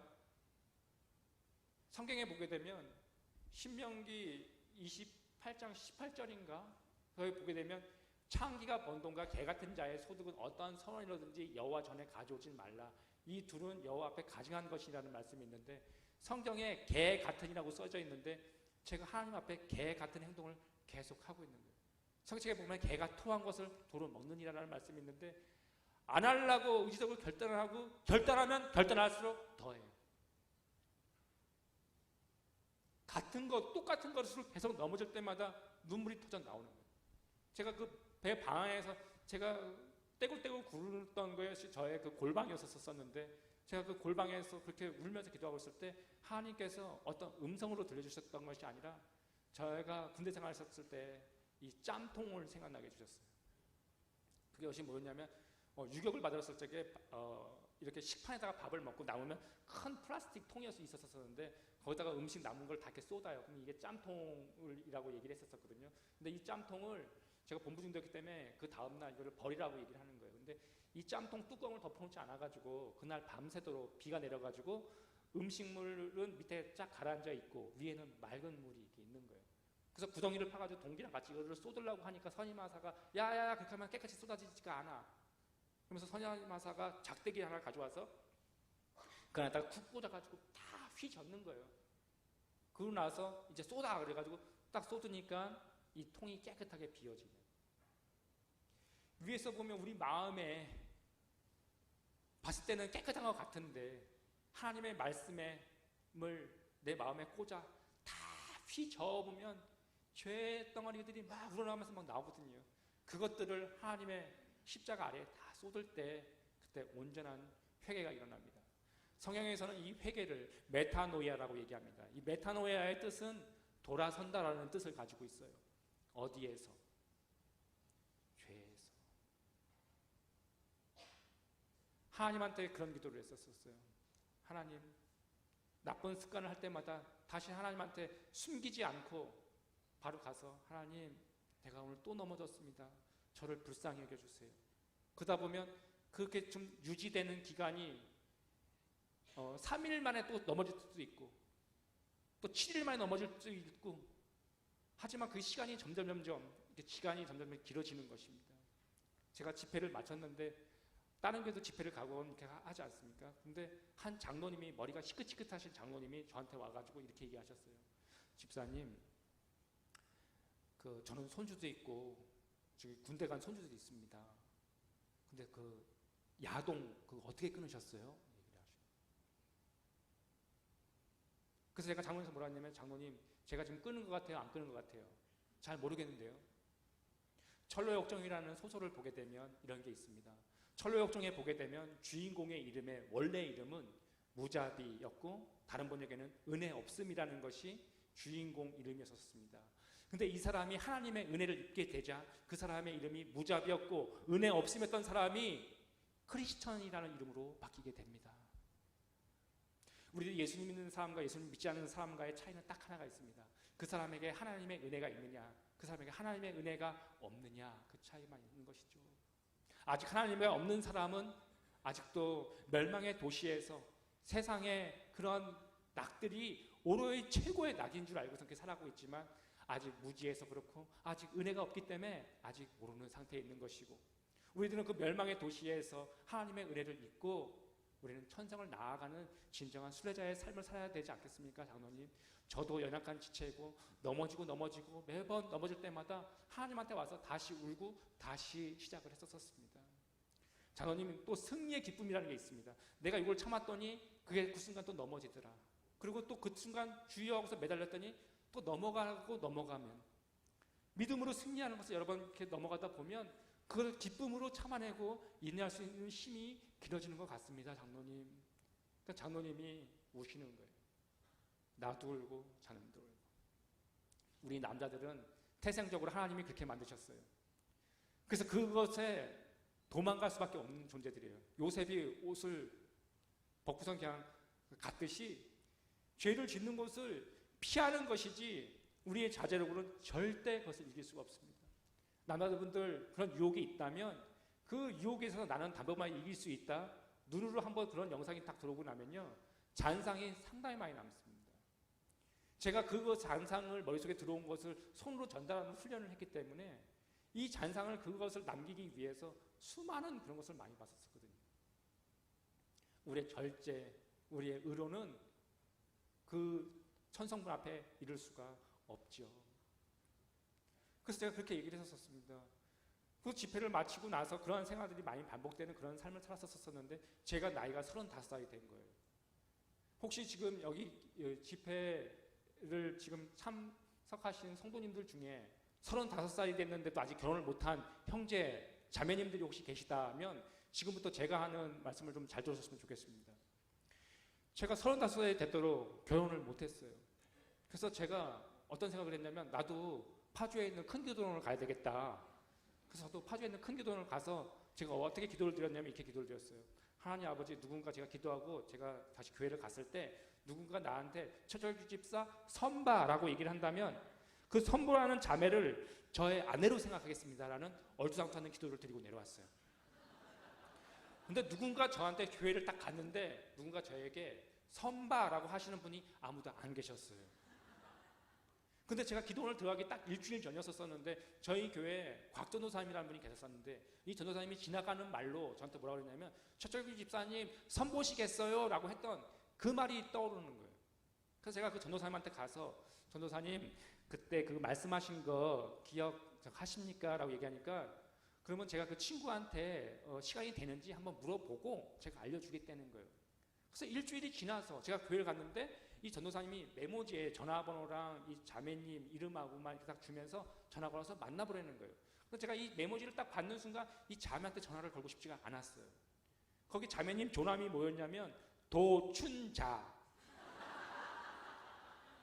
저희 교회에 김춘자 권사님이라는 분이 계셨는데 이 김춘자 권사님이 어떤 캐릭터냐면 이렇게 꾸벅꾸벅 조시다가 목사님이 할렐루야! 그러면 자다가 벌떡 일어나서 아멘 하는 이런 캐릭터였기 때문에 괜히 저희 김춘자 권사님이 오버랩이 되면서 괜히 이 자매한테 전화를 걸고 싶지가 않은, 왜 이름 예쁜 거 있지 않습니까? 희야 뭐 이런 거, 그런 이름 하고 싶은데 뭐 말도 안 되는 무슨 춘자라고 하니까, 그래서 전화를 걸어서 이 도춘자 이 자매를 만났어요. 아 근데 제가 원하는 이상의 자매가 아니셨어요. 그래서 제가 하나님한테 뭐라 했냐면, 하나님이 실수하셨나 보다, 하나님 무슨 저런 자매를 붙여주셔가지고 제가 하나님을 원망을 했다고요. 근데 그 일주일 지나서 제가 교회를 가는데 부장님 사람이 그러는 거예요. 야, 선 잘 봤어? 얘기하시는 거예요. 네, 선 봤는데 제가 원하는 이상의 자매가 아니더라고요. 했더니 야, 남자 여자 관계를 어떻게 한 번 보고 정하냐? 남자 여자 관계 최소한 3번 만나고 정하는 거야. 얘기하시더라고요. 그래서 제가 이 자매한테 연락을 해가지고 제가 이 자매를 만나주러 갔어요. 내가 이 자매를 2번째 딱 만났는데 얘기를 해보니까 완전히 하나님이 준비된 자매가 맞는 거예요. 왜냐하면 완전히 할렐루야 이건 거예요. 그래서 이 모습을 어디서 많이 봤다 생각을 해봤는데 완전 저희 생모인 거예요. 완전 우리 친엄마예요. 그래서 이 여자가 너무 좋아가지고 이 여자랑 자리에 가서 결혼 좀 해봐야겠다는 생각이 들어서 이 여자한테 자매한테 대시를 하니까 이 자매가 저하고 결혼을 안 하려고 하는 거예요. 왜 그러냐면 내가 이 여자매를 2번째 만났을 때 내가 낸 성인 만화책을 한 권은 선물로 줬거든. 그러니까 그 성인 만화책을 읽어보신 이 자매님이 이거 뭐 쓰레기 아니야 이렇게 얘기하시는 거예요. 예수 믿는 사람들 좀 공통적인 특징이 하나 있지 않습니까? 상황이 좀 애매하거나 우리 난처하면 그 순간을 좀 해피하려고 립 서비스로 우리 기도해보자라고 이렇게 빈말로 많이 하잖아요. 기도해보자고 자꾸 그러니까, 그래서 자꾸 그림을 그리는데 자꾸 기도해보자고 하는 그 자매 그 말이 자꾸 떠올라서 기도해야 될 것 같다 그래가지고 하던 거 다 중단하고 또 파주에 있는 큰 기도원을 갔어요. 근데 내가 그 기도원에 갔을 때 제가 시원한 에어컨 바람을 맞으면서 그 겨자기에다 손대고서 주여 이렇게 하면서 그 더위를 식히면서 시원한 곳에서 예배 드리는 건 좀 아니라는 생각이 들었어요. 그래서 내가 산에 올라가서, 그래도 이왕이면 산에 올라가서 하나님한테 한번 기도를 드려야 되겠다라는 그런 생각하에 그 나지막한 산이 있어서 산으로 올라갔는데, 보름달이 뜬 밤이었었는데 산으로 올라갔는데 거기는 방언 기도하는 사람들이 되게 많았었거든요. 여기저기서 코카콜라 펩시콜라 코카콜라 펩시콜라 사이다 랄랄랄랄라 막 이러고 있고, 뭐 여기서는 얼얼얼 뽕따 막 이러고 막 그러고 있는데, 막 정신없이 막 그러고 있는데, 여기서 산으로 올라갔는데 머리가 많이 벗겨지시는 어떤 어르신이 죄 없는 나무 하나 잡고서 막 올라올라올라 이렇게 하시는 거예요. 근데 저는 태어나서 그렇게 막 절규에 가까운 그런 기도를 본 적이 없었어요. 이분이 얼마나 절규하시면서 기도했냐면 몸을 진짜 막 흔드시면서, 나무를 진짜 뽑기 직전이었었는데 막 흔드시면서, 근데 그때 모기가 많이 있었는데 이분이 막 모기 잡아가면서, 근데 이분이 막 이렇게 기도를 하시는데 이렇게 할 때마다 이 보름달빛에 반짝이는 뒤통수가 번쩍번쩍거려요. 근데 제가 어떤 그 모습을 보니까 저도 어떤 생각이 들었냐면, 저는 하나님한테 그렇게 소리를 질러본 적이 없었어요. 한 번도 질러본 적이 없었어요. 그래서 나도 저 모습을 보니까 하나님이 저는 예표로 한번 저렇게 너도 한번 저렇게 기도 한번 해봐라 라는 그런 뜻인 줄 알고 눈물이 괜히 나오는 거예요. 그래서 나도 나무 하나 잡고, 하나님이 주신 자매가 맞는데 내가 성인 아직 한 권을 주는 바람에 이를 다 그르쳤습니다. 그 자매의 마음을 돌이키게 하여 주시옵소서 하는데 전화벨이 삐리삐리삐리삐리. 그래서 전화를 딱 받아보니까 그 도 자매님이 전화를 주셨어요. 완전히 끝장내려고 전화 주신 거예요. 끝내려고 전화 주신 건데 그냥 전화가 끊기가 미안했었는지 이렇게 얘기하시는 거예요. 집사님 지금 쉬고 계신가 봐요. 그래서, 왜요? 옆에 개구리 소리가 개굴 나는데. 그래서 에이 그거 개구리 소리가 아니고 옆에 어떤 분이 방언 기도하시는 소리예요. 근데 기도회는 왜 갔어요? 기도해보자면서요. 정적이 잠깐 흐르더니 한참 뒤에 자매가 이렇게 얘기를 하는 거예요. 하나님이래. 집사님, 하나님이 주시는 마음 같아요. 결혼하겠습니다. 그러는 거예요. 그래서 그 다음 주일날 교회를 가가지고 부장님 사님이 산 잘 봤어? 또 놀리실래? 네, 결혼하려고 합니다. 그러니까 부장님 사님이 놀라시는 거예요. 그러면서 말씀을 정정해 주셨어요. 남자자 관계는 3번 만나고 결혼하는 것도 좋지만 반년을 교제해보면 더 명확해져. 너무 빠르다는 거죠. 제가 결혼 날짜를 잡고 많이 서두르다 보니까 주위에서 한 달만 연기해라. 그래서 그 의견을 받아들여서 제가 한 달만 연기해서 2달 만에 제가 결혼을 했습니다. 저희 아내는 전도사예요. 사역자인데요. 저는 진짜 코카콜라, 펩시콜라, 코카콜라, 펩시콜라를 하고 싶었어요. 제가 전도를 해서 한 친구를 데리고 왔는데, 야, 은혜를 뜨겁게 받으려면 새벽 예배도 나와야 돼. 그러니까 겁을 주니까 얘가 새벽 예배도 성경책을 오른쪽에 껴야 돼. 그러니까 오른쪽에 끼라니까 오른쪽에 끼고서 진짜 친구가 있었어요. 그래가지고 얘가 한참 기도하는데 저기 끝에서 뽕딱 하는. 아니 나는 평생 교회를 다녀서 모태신앙인데도 그걸 못하는데, 쟤는 불교 믿다가 내가 꼬셔가지고 온 지 며칠 안 된 애가 막 그거 못 알아듣는 말을 막 하니까, 울면서 막 하니까 누구는 주고 누구는 안 주고, 내가 그래서 집회는 막 쫓아다니면서 나도 뽕 따고 싶어 막. 그래서 우리 집사 아내한테 막 그 얘기를 했어요. 나도 뽕 따고 싶어. 그럼 우리 아내가 당신은 1대1로 제자 교육을 해야 될 것 같아. 여보, 당신 하나님의 말씀 믿지? 믿어. 그건 하나님이 주신 은사고 하나님이 그 사람한테 그게 필요한 것이기 때문에 그걸 주는 거지, 필요하면 다 주셔. 근데 그거 아니더라도 하나님의 말씀 믿으면 그게 최고의 하나님의 믿은 거 그 증거 안 보여줘서도 그거로도 충분한 거야 라고 얘기를 하면서, 제가 우리 아내가 1대1로 제자 교육을 할 때 2시간씩 성경 말씀을 읽는데 눈물이 막 터져 나오는 거야. 평생 내가 내 자신한테 했던 나는 죄인이야. 엄마가 죽기를 바랬고 내가 그렇게 할 때마다 자책했던 나는 죄인이라고 했던 그것에 물렸다가, 제가 죄인이라는 멍에에서 제가 말씀으로 치료받았던 성경 구절이 있는데요. 이사야 43장 25절에 보게 되면, 나 곧 나를 위하여 내 허물을 도말하는 자니 내 죄를 기억하지 아니하리라는 말씀이 있어요. 이 앞에 피아노가 하나 있습니다. 이 피아노가 도말이라는 뜻이 뭐냐면, 이 피아노가 있는데 이 피아노를 흰천으로 가렸다면 이 피아노가 보일까요? 안 보일까요? 안 보이겠죠. 흰천으로 덮었으니까. 도말은 어떠한 것을 가린다는 뜻을 가지고 있습니다. 근데 하나님께서 우리의 허물을 도말하여 주신다고 이 성경 구절에서 얘기하고 있죠. 또 시편 103편 10절에 보게 되면 이런 말씀이 있습니다. 동이 서해에서 멍엇같이 우리의 죄가를 멀리 옮기셨습니다. 하나님한테 반복적으로 습관적으로 창피하더라도, 또 넘어졌어 그래도 창피할 때라도 하나님 앞에서 창피한 게 없는 겁니다. 넘어졌으면 하나님 앞에서 또 아뢰는 것이죠. 그러면 하나님께서 우리의 죄가를 옮기시는 하나님. 또 미가서 7장 19절에 보게 되면 우리를 불쌍히 여기셔서 우리의 죄악을 발로 밟으시고 우리의 모든 죄를 깊은 바다에 던지신다. 반복적으로 습관적으로 넘어졌다면 자책하지 마세요. 하나님한테 바로 아뢰면 돼요. 하나님 또 넘어졌습니다. 그러면 하나님께서 우리의 죄악을 발로 밟으시고 그 죄들을 깊은 바다에 던져 기억치 않는 것입니다. 이 말씀이 너무나 감사한 거예요.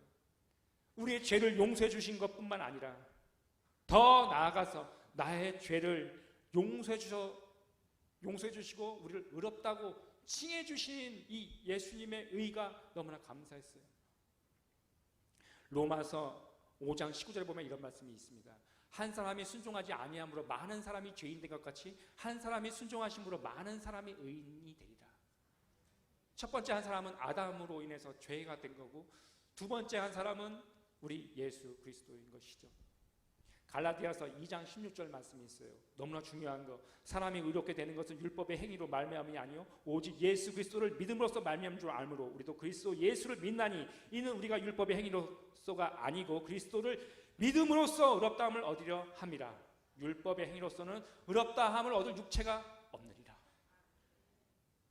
우리들이 의인이 되는 것은 예수 그리스도를 믿음으로써 의롭다함을 얻는 것입니다. 로마서 4장 5절에 또 이런 말씀이 있어요.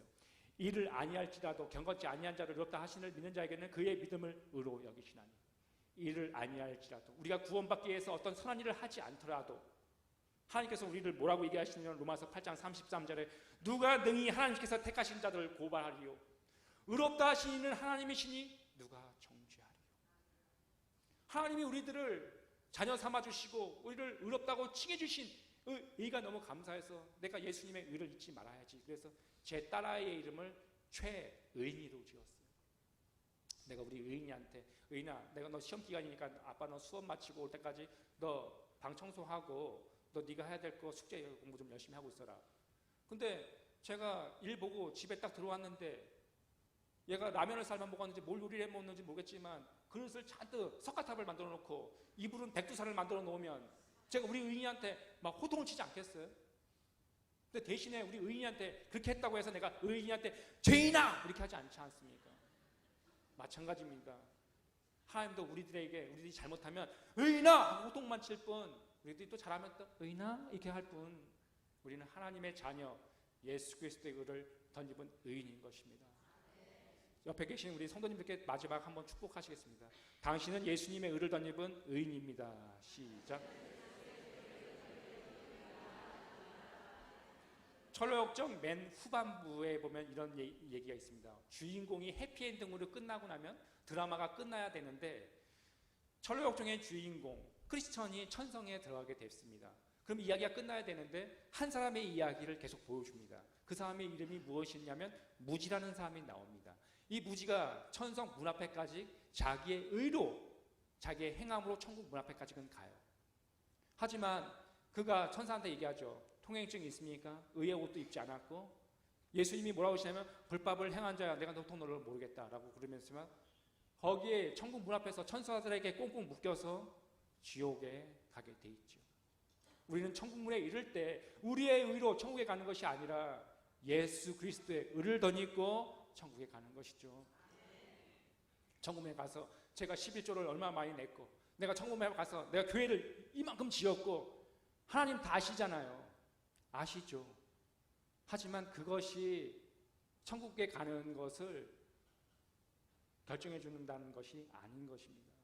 우리들이 가져가야 되는 것은 이 땅에서 예수 그리스도를 잘 믿었던 그 믿음 하나, 그리고 예수 그리스도의 의를 덧입고 가는 것, 그것밖에는 우리들이 가져갈 것이 아무것도 없습니다. 우리들이 이 땅의 삶 가운데서 우리들이 어떤 것을 선택하느냐에 따라서 우리들의 영원한 그 본향과 그 거처가 달라집니다. 어떠한 선택을 했느냐, 이런 것이 있습니다. 철로역정에 보게 되면 크리스천이 어디로 갈지 몰라 방황하고 있을 때 먼발치에서 전도자라는 사람이 나타나서 그가 어디로 갈지를 알려주게 됩니다. 이 사람이 성경을, 우리 이런 예를 들어볼게요. 어떤 사람이 성경 말씀을 읽고 예수님을 만났는데 이 사람이 갔던 곳이 신천지예요. 그럼 이 사람은 전혀 엉뚱한 곳에 도달하게 되는 것이죠. 바른 목양자, 바른 목회자 밑에서 바른 복음주의 신학 안에서 녹여져서 가는 것이 가장 큰 복입니다. 제가 아까 여기 오면서 여기 김융선 목사님을 통해서 이 교회의 역사와 전통에 대해서 들었을 적에 제가 이렇게 귀하고 영광된 자리에 선 것에 대해서 함께 감사드리는 기도가 아까 잠깐 나왔었는데, 정말 귀한 자리에 세워주신 하나님 아버지께 정말 영광 돌려드립니다. 이 귀한 곳에서 사역하시고 정말 이 자존감, 그 자부심이 정말 저라면 되게 긍지가 좀 많은 교회에 정말 성도님들이 다 그런 자긍심 같은 걸 다 가지고 있을 것이라고 저는 생각을 합니다. 그렇지 않나요? 그렇죠. 그래서 제가 그런 귀한 강대상에 제가 올라와서 제가 만난 예수님을 얘기할 수 있다는 것에 정말 감사하게 생각합니다.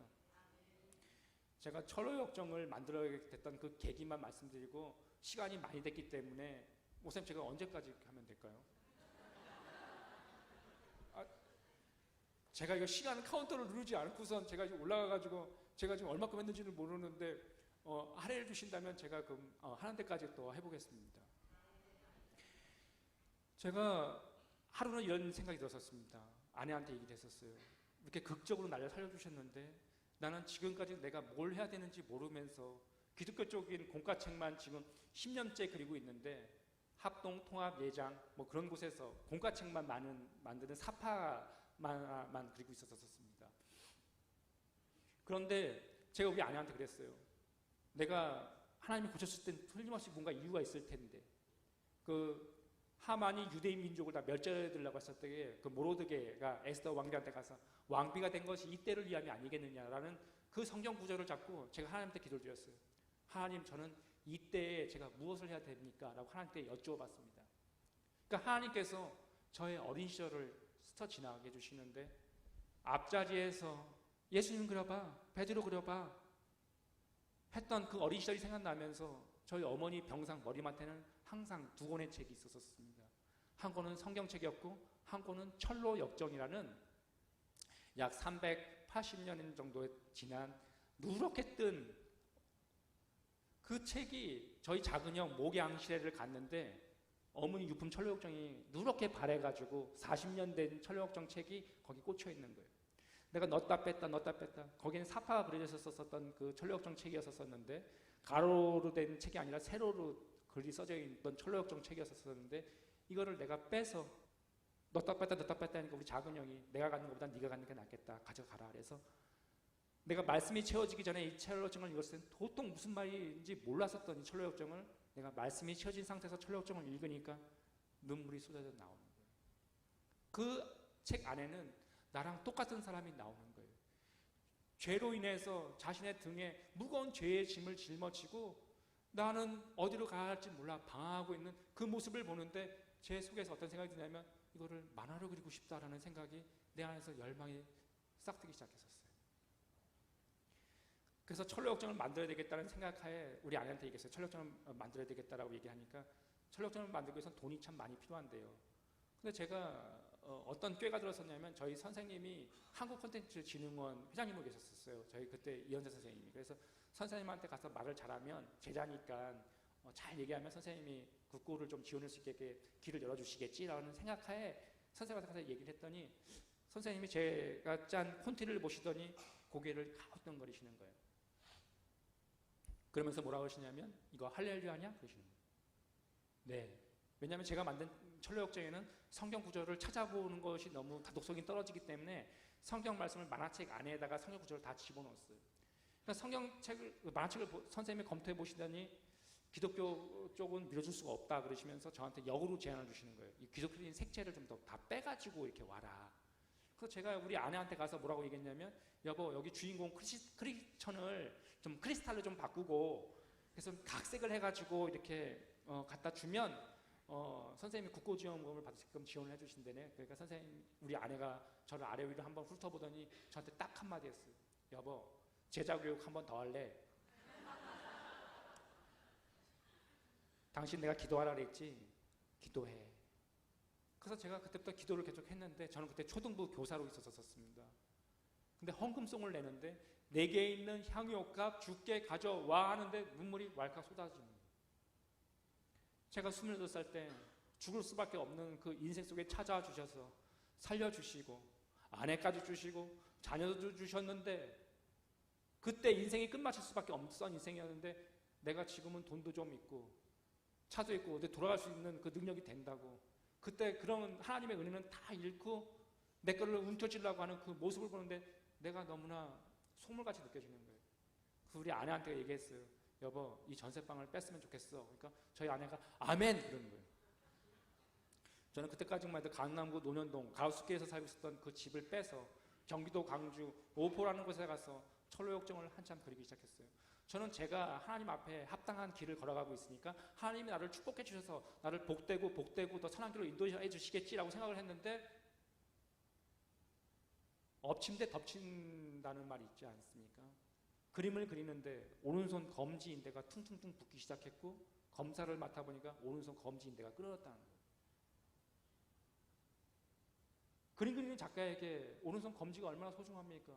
펜을 잡아야 되는데 펜을 잡지 못하니까 하나님을 원망을 하니까 손가락 약지 변형이 오면서 이 염증을 바깥으로 주사기로 빼내야 되는데 염증 난 것이 뼈랑 유착이 되면서 뼈가 닭발처럼 이렇게 마디가 두꺼워지는 일이 발생이 되면서 아예 편지를 쓸 수가 없는 그런 상황에 초래했어요. 목은 다 늘어진 티셔츠를 입고 이사를 왔기 때문에 에어컨을 설치가 안 했는데 늦 가을이었었는데 에어컨 설치 안 했기 때문에 선풍기 바람에 의지해서 그 늦더위를 그렇게 지내고 있었었는데 하나님 원망이 나오기 시작을 하는 거예요. 쌀두지를 보니까 쌀두지는 한 끼 먹으면 안 될 양이 뚝 떨어졌고 그나마 타고 다니던 차가 시동도 안 걸리고 망가지고 그러니까 엎친 데 덮친 데 그런 격을 받고 맞는데 눈물만 나오는 거예요. 제가 할 것이 없어서 천로역정 책이 우리나라 국내에 시중에 여러 출판사에서 번역된 책이 한 30여 종의 책이 있는데 그거를 다 사가지고 와가지고 한 책을 3번씩 4번씩 읽다 보니까 나중에 100독이 훌쩍 넘어버렸어요. 그러고 나서 제가 쓴 시나리오를 다시 살펴봤는데 눈물이 터져 나오기 시작을 하는 거예요. 제가 어렸을 적에 봤던 중국 그 무술 영화에서 썼던 것 같아요. 그 성룡이 나왔던 것 같은 기억도 있는데 왜 옛날에 그 소림사 38관문인가 18관문인가라는 그런 영화가 있었던 것 같아요. 왜 그 황금을 두른 사람들하고 싸워서 관문을 통과해야지만 거기서 그 하산할 수가 있는 그런 내용의 그 영화가 있거든요. 그래서 제가 철학적으로 어떻게 썼냐면 모든 관문들을 내가 신앙생활을 성화를 많이 이루고 신앙의 레벨 값을 많이 높이면 성화를 이루면 그 관문들을 다 통과할 수 있다라는 식으로 글을 썼어요. 왜 여름철 왜 여름 수련회 때 왜 이런 거 철로 역정해 가지고 믿음의 방, 진실의 방, 마귀와 싸우는 방, 방방방방 해 가지고 모든 고난 다 겪고 천국에 간다는 거 우리 한번 여름 성경학 때 한번 해보지 않았습니까?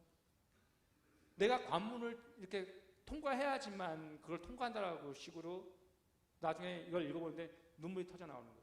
물론 신앙생활 오다 보면 성화도 많이 이루고 신앙의 레벨값도 많이 올릴 수가 있겠지만 우리들이 이 방을 통과하는 것은 하나님의 은혜로 통과하는 것 아닙니까? 천국 또한 하나님의 은혜로 가는 것인데 내가 잘해서 천성에 간다라고 인본주의로 집필된 거예요. 그래서부터 하나님한테 눈물이 쏟아져 나오는 거예요. 아, 그래서 내가 글을 너무나 잘못 썼구나. 인본주의로 썼구나. 그래서 이거를 그때부터 독수리타법으로 다 고치고 나니까 손가락이 온전해지는. 하나님한테 늘어진 티셔츠를 입고서 하나님께 기도드렸어요. 하나님, 저 쌀도지 6.25 동란도 아니고 먹을 거는 최소한 밥은 주셔야 될 것 아닙니까? 우선 기도하다 지쳐서 거실 바닥에서 그냥 누워서 그냥 잠을 잤어요. 근데 목사님한테 만화가 중에 목사님이 한 분 계신데 이 조대원 목사님이라는 분이신데 이 목사님이 전화가 오셨어요. 최철규 집사님 철로역정 잘 그리고 있습니까? 근데 비루하게 또 말하고 싶지 않아서 네, 철로역정 너무 잘 그리고 있습니다. 근데 이상하지? 하나님이 자꾸 강대상 옆에 있는 저 쌀 2가마를 최철규 집사님한테 자꾸 주라고 예쁘지 나한테 자꾸 마음을 주시는데 주소를 대요 그러시는 거예요. 그래서 주소를 가르쳐줬더니 4시간 후에 목사님이 쌀 2가마니를 싣고 직접 오셔서 내가 지금 현재 그리고 있는 철로역정도 보시고 그리고 기도해 주시고 그리고 가셨어요.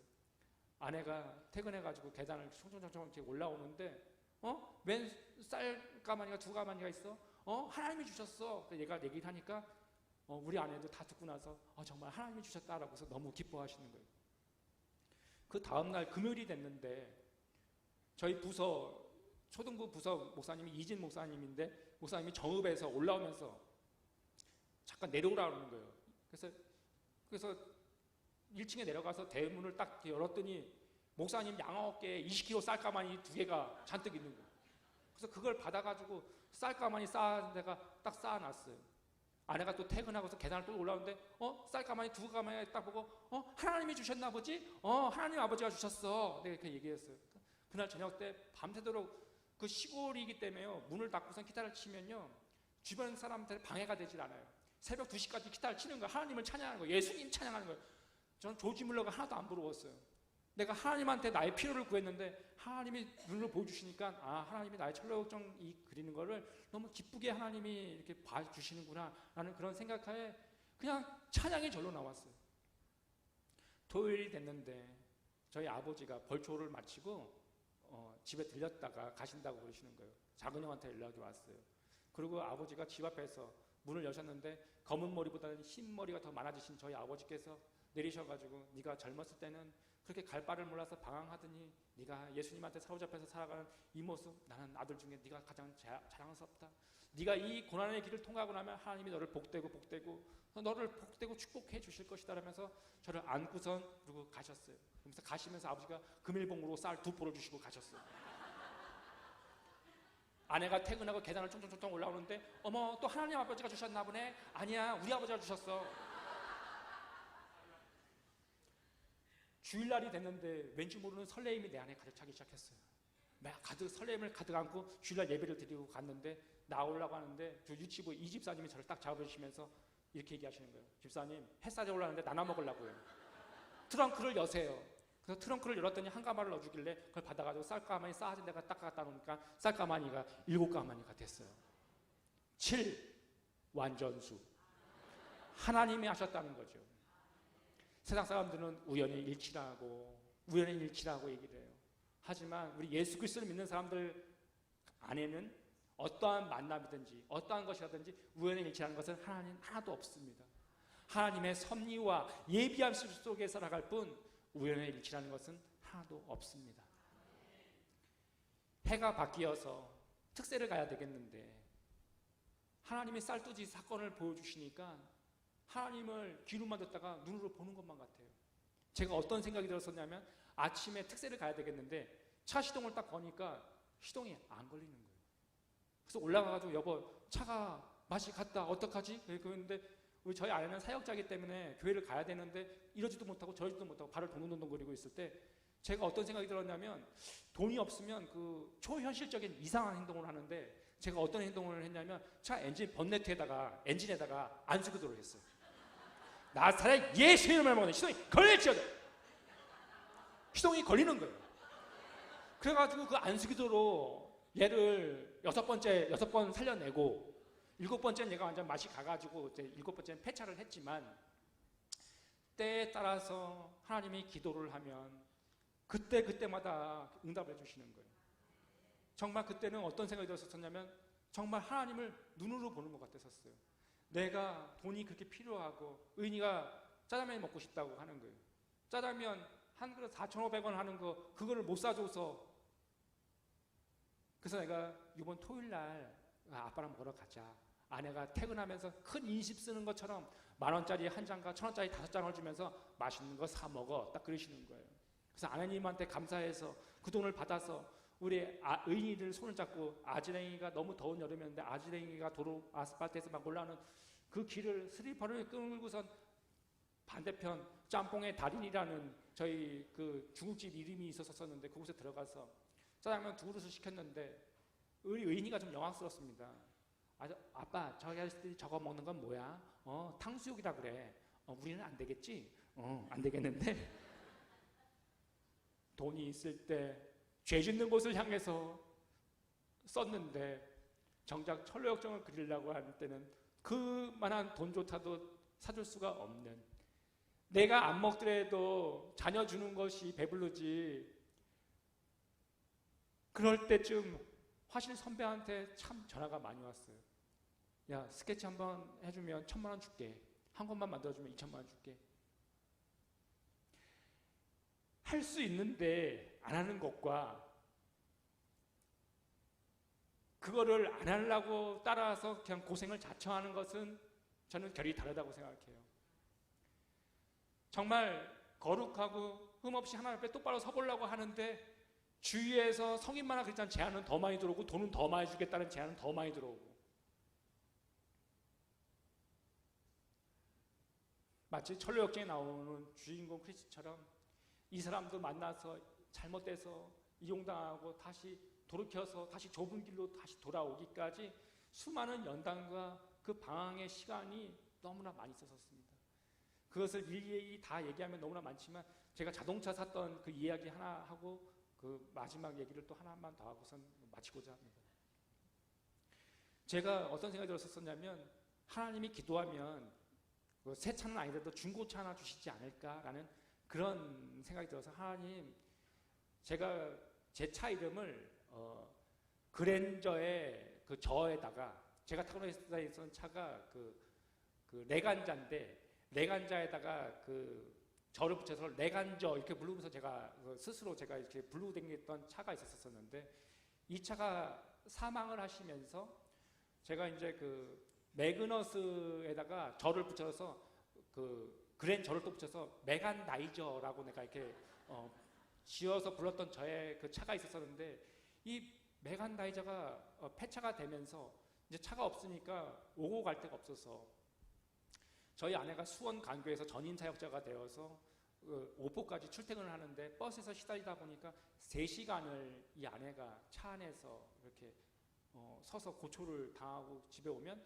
아내가 코를 골면서 잠을 자요. 그러면 눈물이 막 나오는 거예요. 그럴 때 성인 만화책 그릴래? 제안 들어오면 내가 어떤 생각이 드냐면 진짜 잠깐 다 내려놓고 한 달 동안 가서 죄 짓고 확 와서 다시 할렐루야 이럴까? 별의별 생각을 다 했었어요.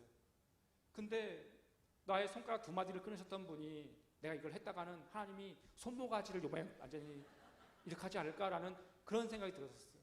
왜냐하면 쌀뚜지와 이 차 안수기도 사건이 저한테는 너무나 그 하나님에 대한 그 신뢰의 시간이었었기 때문에 하나님께 기도를 드렸는데 한 CCM 사역자 중에 한 분이 뮤직비디오를 만화로 이렇게 컷으로 좀 그려달라는 제안이 오셔서 300만 원에 이 만화를, 그래서 유튜브에서도 지금 그 사랑이라고 검색하면 제가 그 만화로 만들었던 그 영상 그 CCM 찬양곡이 있습니다. 그래서 제가 그걸 만들었는데 이 사역자 그분이 너무 감동을 받으셔서 50만 원을 더 줘서 350만 원이 돼서 제가 이 중고차를 중고시장에 가서 중고차 경차를 하나 사서 우리 아내한테 이거 내가 당신한테 선물하는 거야 다 제가 됐어요. 그러니까 우리 아내가 너무 좋아가지고 차를 몰고서 예배를 드리고 교회 갔다가 퇴근해서 왔는데 머리가 저기 하얘져가지고 왔어요. 그러면서 목사님이 뭐라냐면 여보 이 차 가격에 이 차 가격일 수가 없대. 이게 침수차가 아니고서야 이럴 수는 없대네. 그 말 듣고서 겁이 나가지고 토요일 아침에 일찍 일어나서 번네트와 그 라이트 쪽을 다 이렇게 뜯어봤어요. 침수의 흔적이 진흙벌이 나오는 거예요. 그래서 제가 그 사장님한테 가서 얘기를 했어요. 이거 침수차 흔적이 있는데 바꿔주세요. 그러니까 그 사장님이 다른 차를 가져가라고 권해주셨지만 저는 현금으로 받겠습니다. 그래서 현금으로 다시 이렇게 받았어요. 그럴 때쯤 제가 예수님을 만난 사람들은 이런 게 있습니다. 제가 기적적으로 이렇게 나으니까 마치 사마리아인이 예수님을 만났을 적에 막 사람들한테 가서 메시아 만났다고 막 얘기하듯이 적어도 죽었다가 살아났고 나니까 제가 예수님 만난 것을 한 명한테 얘기하니까 한 명한테밖에 전도가 안 되는 거예요. 그래서 내가 겪었던 얘기를 만화로 만들어야 되겠다라는 생각하에 작은 나의 고백이라는 내가 예수님 만났던 이거를 만화책을 만들어서 이거를 나눠주면 어떤 일이 발생을 하냐면 세상면 전도주제 때 말을 못하면 이 책을 나눠주세요. 그래서 나눠줬는데 이 만화책을 보고서 오신 분들이 5명이 막 생기기 시작하는 거예요. 그 개척교회에. 그러니까 그런 개척교회에서 이 만화책을 더 많이 주문하고 이제 그런 일이 나중에 발생이 되는데요. 제가 선한 마음으로 만들었던 이 작은 나의 고백이 CTS 웹툰 공모전에다가 냈는데 거기서 CTS 웹툰 공모전에서 대상을 받게 된 거예요. 그래서 상금이 나왔는데 그 상금하고 그 상금을 좀 더 합해가지고 이렇게 그 차를 사라는 뜻인가 보다. 그래서 그 상금을 받아서 가던 CTS를 갔었는데 CTS를 받아서 상품을 100만 원 주셨기 때문에 100만 원을 딱 받았는데 소감을 얘기하라고 그러시는 거예요. 그래서 저는 죄인이었는데 제가 예수 그리스도의 의를 닮고 의인이 되었습니다라고 얘기를 하니까 여기 그때 CTS 회장님하고 부회장님 앉아 있었는데 당신 내가 매일 기쁘게 출연해 달라고 그러시는 거예요. 그래서 역으로 그 회장님들 출연을 하라고 그래가지고 제가 출연을 하게 되었고 제가 매스컴에 나오기 시작하면서 제가 철로역전 그리고 있다라는 얘기가 알려지게 되었었고 그러고 나서 전도용으로 작은 나의 만화책을 책을 내자라고 했던 목사님이 오셨었는데 이 목사님을 통해서 작은 나의 고백이 현재는 작은 나의 고백이라고 이 책이 현재 지금 한국 교회에 지금 현재 12만 권이 현재 전도용으로 지금 사용되고 있습니다. 맨 처음에는 어떤 일이 있었었냐면요. 선교사님 동생이 계셨었는데 이 동생이 술 먹고 담배 먹고 세상으로만 사는 거예요. 근데 이 선교사님이 너무 자기 동생이 너무 안타까우니까 한국에 들어왔을 때 말하는 철로역정 내가 낸 책과 이 작은 나의 고백을 2권을 선물로 줬대요. 일주일이 지났는데 그 동생한테 전화가 온 거죠. 형, 나 이제 아버지한테 가야 될 때가 된 것 같아. 내가 가야 될 교회를 알려줘 라고 하면서 이 작은 나의 고백을 통해서 예수님을 영접하는 일들이 여기저기에서 생겨나기 시작했었어요. 철로역정을 제가 다 만들었는데 제 수중에는 800만 원밖에 남지가 않았었어요. 제가 있는 모든 전세금을 다 빼서 철로역정을 만들고 나니까 6년이라는 시간이 흐르게 되었었어요.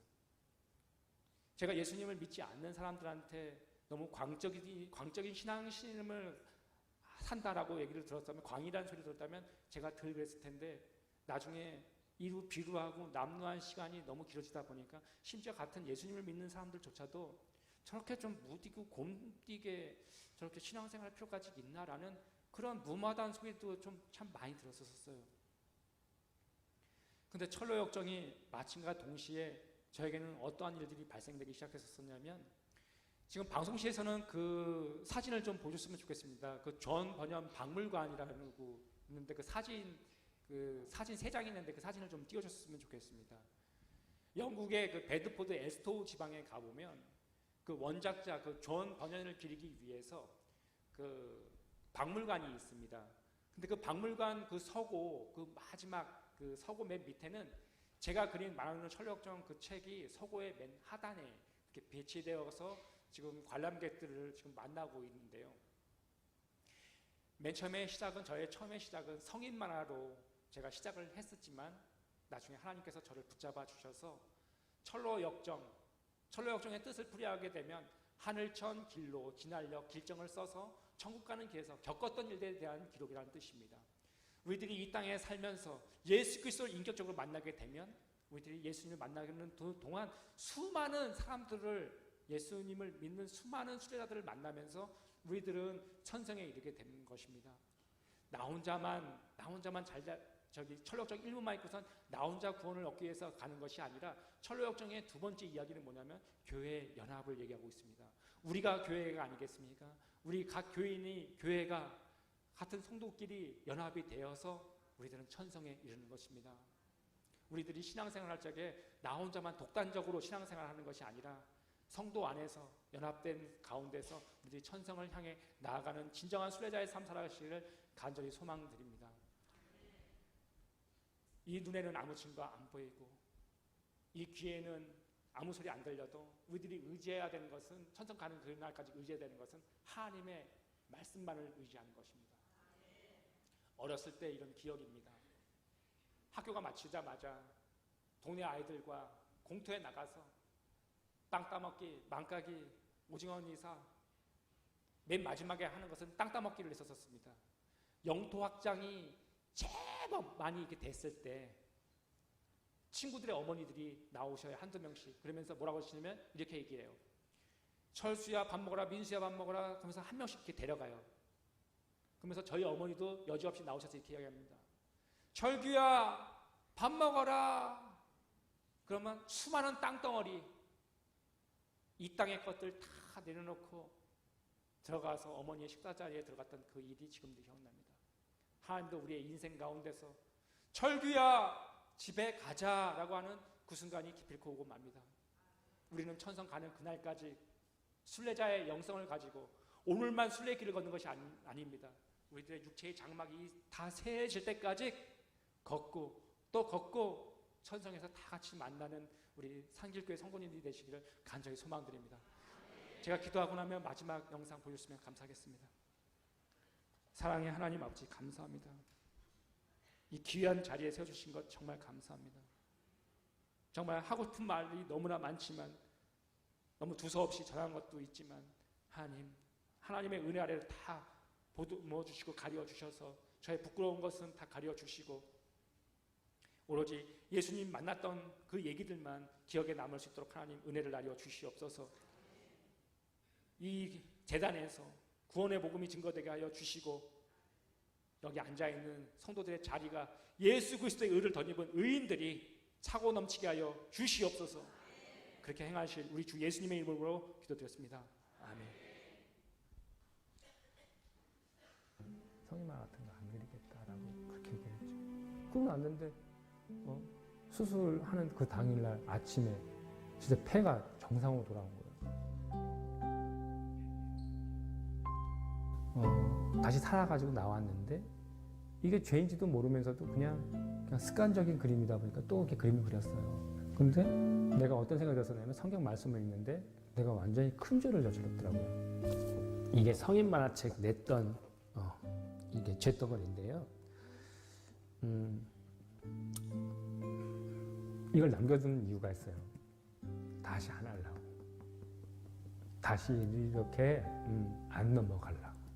이걸 보관하고 있는 거예요. 이거 볼 때마다 내가 다시 이쪽으로 하면 안 된다. 그런 생각들. 그리고 신명기 그 23장 그 말씀 창기와 개 같은 자라는 표현이 성경에 나와요. 제가 개 같은 자였었거든요. 개 같은 자가 연보한 거 하나님이 받지 않는다라는 구절을 딱 보고 나서 속이 다 뒤집어지더라고요. 모르고 재진 거지. 나는 알고선 재진 거예요. 아니었었거든요. 그때서 잘못했다는 걸 알았었죠. 그 전까지 죽었다 살아나고 나서도 성인마을 계속 또 그렸었거든요. 그게 죄인지도 모르면서 했던 거였거든요. 사람의 결단은 한계가 있어요. 그러니까 죄를 지으면 그걸 숨길 게 아니라 바로 아버지한테 그냥 가는 거예요. 나는 넘어질 것이 100%거든요. 그렇지만 아버지가 나를 잡아주실 것도 100%거든요. 그걸 신뢰한다면 넘어지고 쓰러지고 몇 번 했겠지만 결국에는 아버지가 일으켜 세워가지고 그 길 갈 수 있도록 이렇게 인도해 주시거든요. 그러니까 내 자신을 보면 소망은 없지만 아버지를 보면 소망이 있는 거죠. 제가 그걸 알았어요. 기적은 기적일 뿐이에요. 그 기적이 예수님을 만난 것은 아니에요. 말씀으로서 성장해 가는 것이 아버지가 원하는 것이지, 하나님이 내가 존귀한 자가 아니고 내가 쓰레기 같은 자인데 내가 그래도 일갈 때에 지금까지 이렇게 오니까 하나님이 나를 이렇게 존귀하게 해주시는구나, 그런 생각이 들더라고요. 하나님이 이렇게 해주셨나 보다 라는 생각.